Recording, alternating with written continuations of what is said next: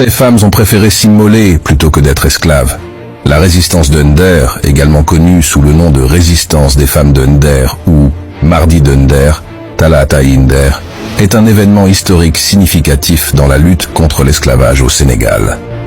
Un mardi de novembre 1819, les populations de la cité de Ndère, dans le royaume prospère du Waalo, opposent une résistance opiniâtre à des esclavagistes marocains morts, dont la tribu vassale des Trarza venus du nord du fleuve Sénégal, est conduit par le chef Amar Ould Mokhtar. Cet épisode est connu dans l'historiographie par son issue dramatique et la conduite héroïque des habitants qui se sont sacrifiés, plutôt que d'être emmenés et réduits en esclavage. Le troupe morts et leurs alliés tout couleurs attaquent la ville, un mardi de novembre 1819. La plupart des hommes sont alors dans les champs, aux alentours, et il ne reste dans le village fortifié qu'une majorité de femmes et d'enfants. Les assaillants morts sont aperçus avec leur chef, Amar Ould Mokhtar, et l'alerte est rapidement donnée.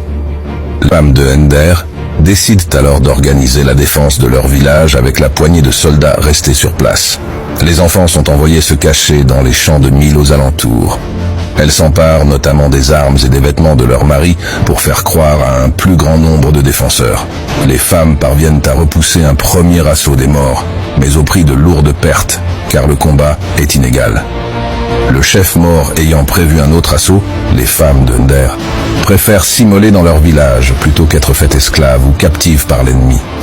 La résistance de Ndère est célébrée comme un exemple de la détermination des personnes opprimées à se battre pour leur liberté et celle de leurs proches. Elle rappelle l'importance de lutter contre l'esclavage et toutes les formes d'oppression. C'était un chapitre essentiel de l'histoire sénégalaise et de la lutte mondiale contre l'esclavage. Elle met en lumière le rôle crucial des femmes dans la défense des droits humains et de la dignité.